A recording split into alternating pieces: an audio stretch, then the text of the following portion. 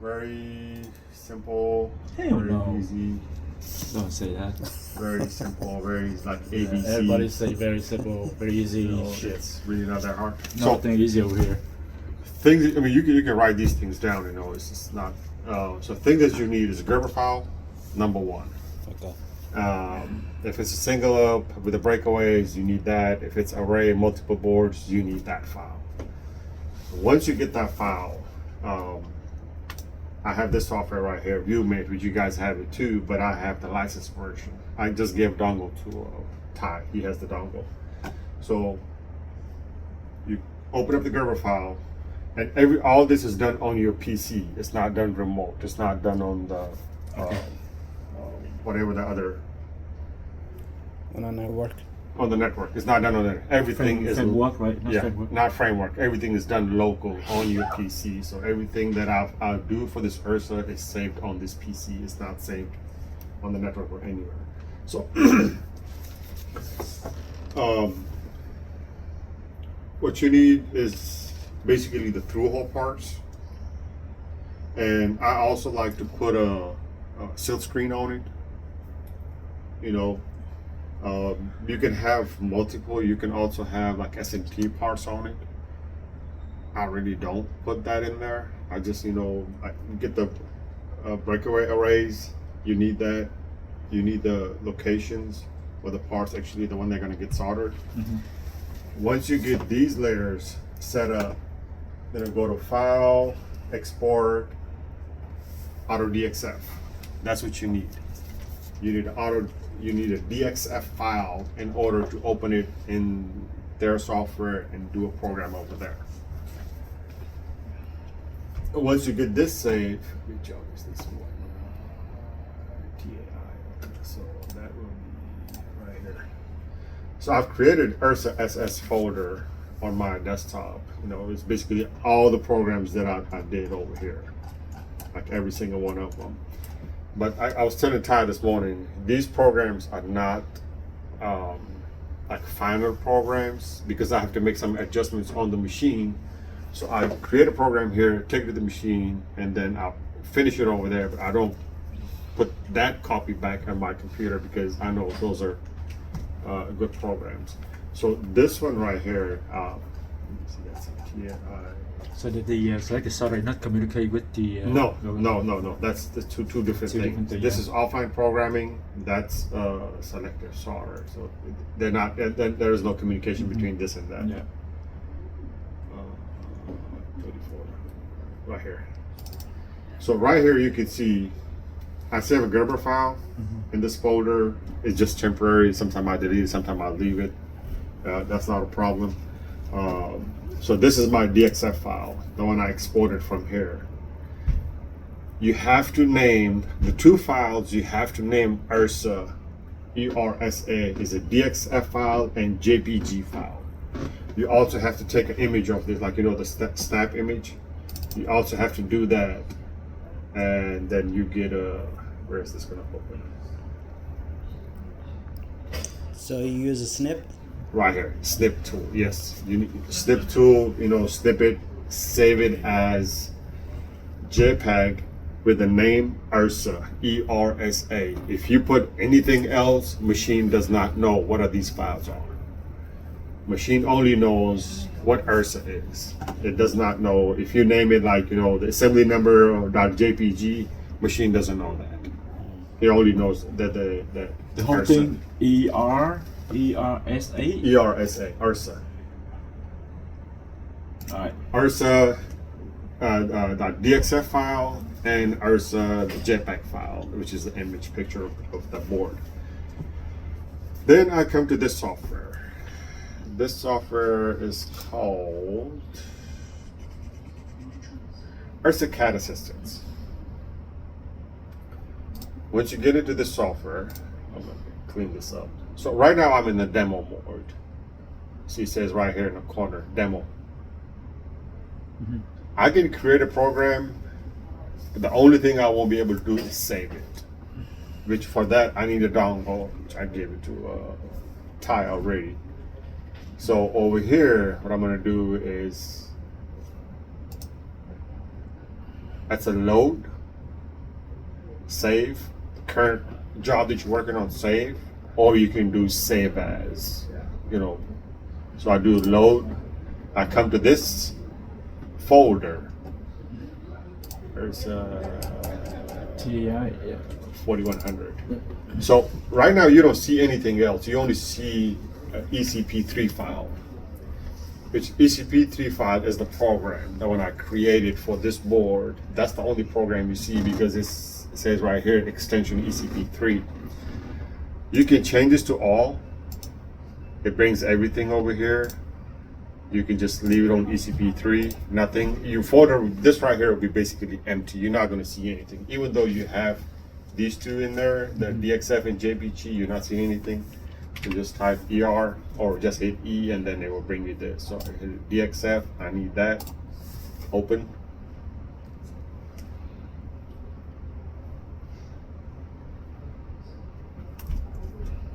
There's my board.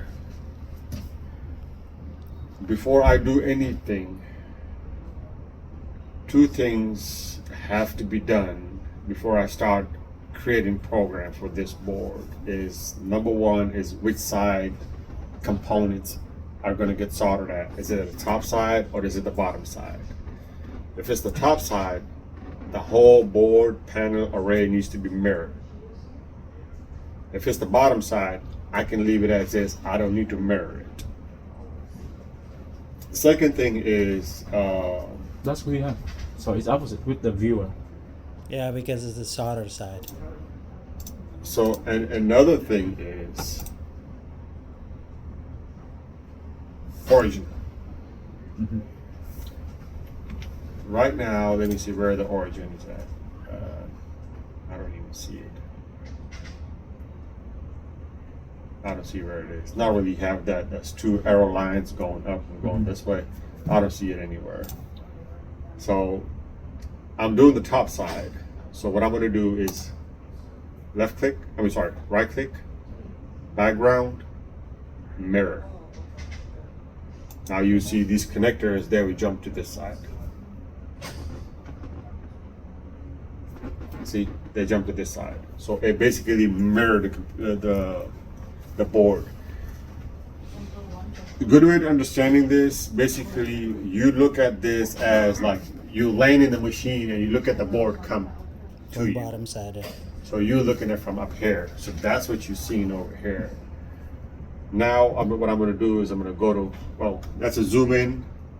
This is 100% view. So I click on zoom in, get to right here in this corner area. That's my corner of the board. Always do the left corner, left bottom corner for the origin.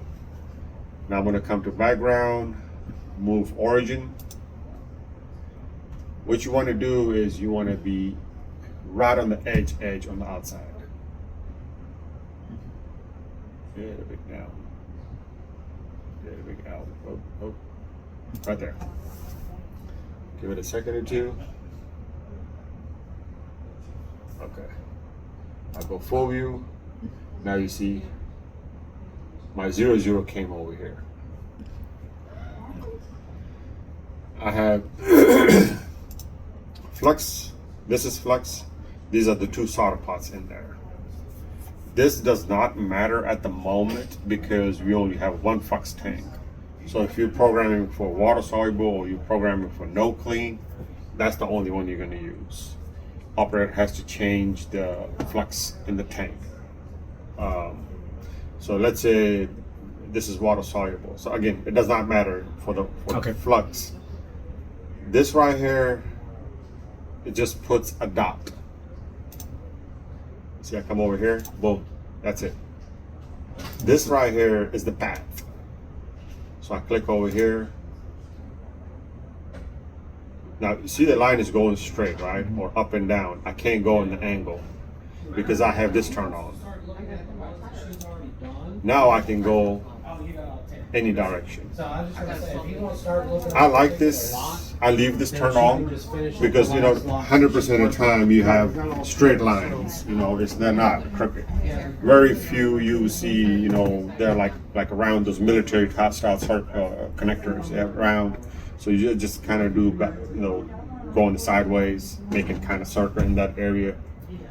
So this one is line, and this one right here is you start from point to point to point to point to point, basically. Like, okay, let me turn this guy off. So I'm going from here to here, to here, to here, to here, to here, and back to here.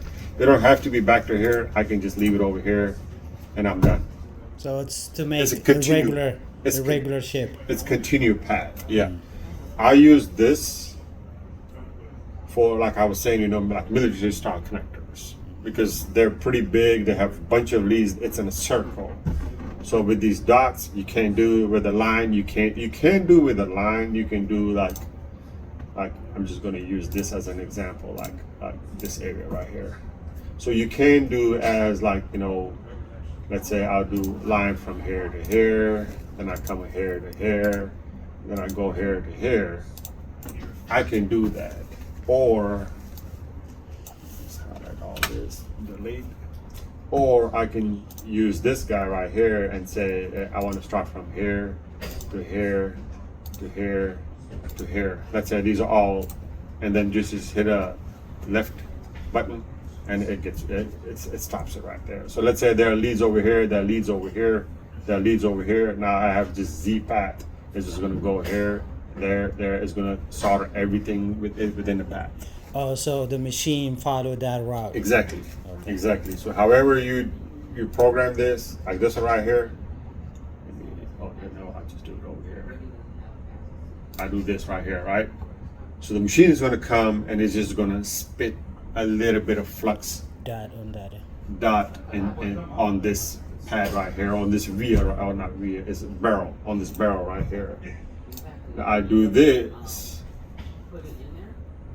click, okay. So this is the path. It's going to start spraying flux from here, and then it's going to come and then stop over here.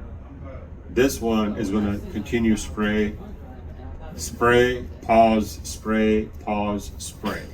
Same thing goes to solder. It would go start solder, pause, and then solder, and then stop. So So you gotta do that for every location on every location. that's what I'm going to show you. Yeah. Well, that's exactly what I'm going to show you right now. So I have 1, 2, 3, 4, 5 boards, identical boards, all same direction. Not like one is one way and one is the other way. Everything is exact same. So what I'm going to do is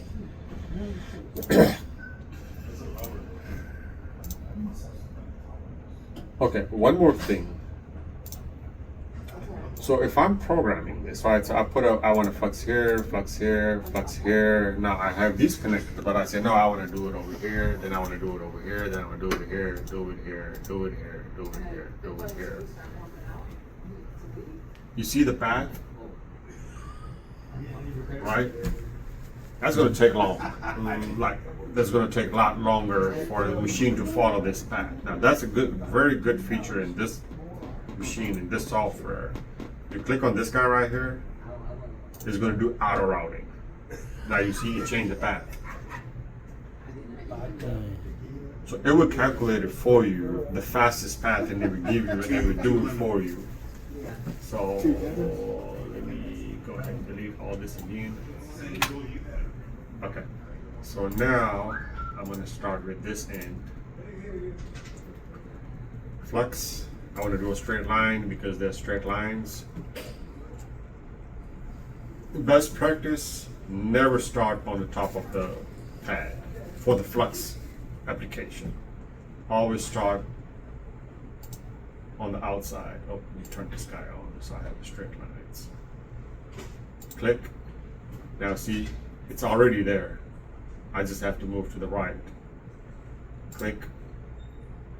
Drop. And then always hit the right key to, finish it. That's done. Go to the second one, same thing. Click on this. There are no hotkeys for selecting, deselecting. Like if I want to do, I want to hit another line, there's no hotkey. So you have to come and click on this guy right here.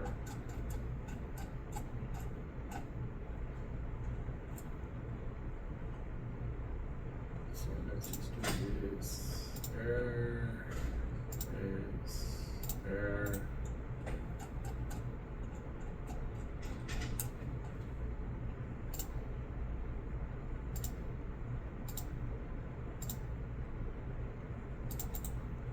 Okay, so this is done. This is the Flux application. Now, since they're all the same boards, so what I do normally is I just finish one board. I don't worry about the rest of them right now. So deselect, always click to select, click to deselect. 1-1 is lead free, 1-2 is leaded. So if this is lead free, if this is leaded, you have to select the right solder pot. So if you mess up over here, you just messed up on the machine as well. You're going to solder with the wrong solder. So let's say it's a lead free, okay. Again, you just want to solder one spot, you want to solder the path, or you want to solder like kind of irregular path. So I'm just doing a path. Now this one right here is a little different than doing the flux application. So you basically want to start kind of like right on the actual barrel. So you see the circle is covering both rows. All I need to do is just one row, and click, done.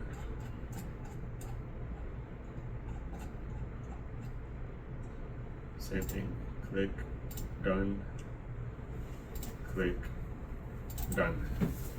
So I'm done with this program. Well, not program, I'm done with this one board. Now I have 4 more I need to do.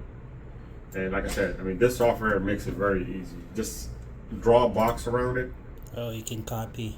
Box around it, Control C, Control V. What I like to do, or the way I do this, is I get it like really close to it. Just hit a left click, bring it right close to it. Then I will zoom in to just one of the parts, because everything else is going to move with it. And then just click and drag, and just kind of leave it in the red box, kind of centered. You see those pins? Yeah. They're kind of centered in there. So okay, now click on it. This board is done. Control V. Oops. Control V. Again, get a little close to it. Draw a box around it, and just drag and drop, and that's all done. One more. Control V. Right there.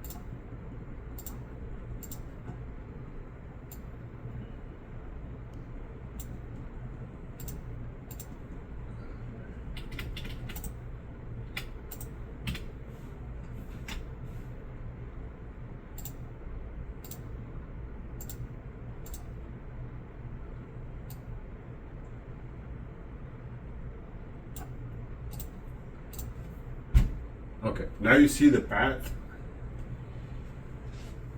All these paths are from the first board that I did. You just copy paste it, copy paste it, copy paste it. Now to get a good optimized program, after you finish with all the flux application, solder application, click on this, and you see the path change. All the lines change. Now it's going up, down, up, down, up, done. So the software say that the faster way. The faster way, yeah, the software will optimize it for you, give you the fastest way to solder the board. Then you basically just come over here. Now at this point, you want to use Save As. If I do Save As, it's going to give me a message, yeah, demo you're not allowed to save. So basically you go to Save As, and then you navigate to this folder right here, to the job folder that you created, and then just save it with the actual assembly number, not .ursa. No ursa. There's no ursa over here. Now you have to save it with the assembly number, and this is the first two, the DXF file and the image. Those have to be named as ursa, both of them.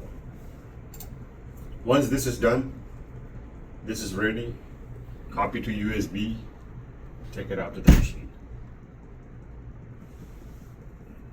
Machine part is I can go over, walk you guys really quick on the machine, but the machine is you have to know how to profile.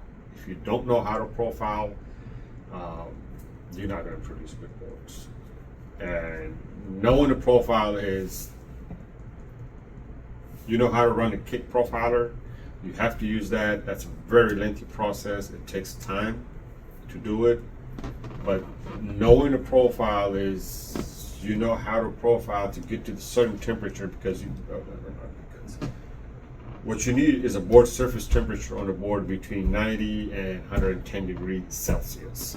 So you have to kind of play with the temperatures in your mind, like, okay, which temperatures and how long the board needs to stay here to get to that proper board surface heat. I've been doing that for quite a bit. So I've never ran a profiler through. I always put the numbers in. I know, I look at the board, the thickness, the layers, and copper grounding and all of that. And I know which temperatures will help me, you know, reach to that. So if you guys want to come out, So selected starter operator, they know, right? no, he does not have access to anything. He does not have access to any changes in the program. Needs the dongle. As far as does he know anything about this? No, I did not teach anyone anything. I want operators to operate the machine, not to mess up my programs or mess up anything else. So he's very limited to what he can do. When it comes to changing anything, zero. He does not have any access to do any of it.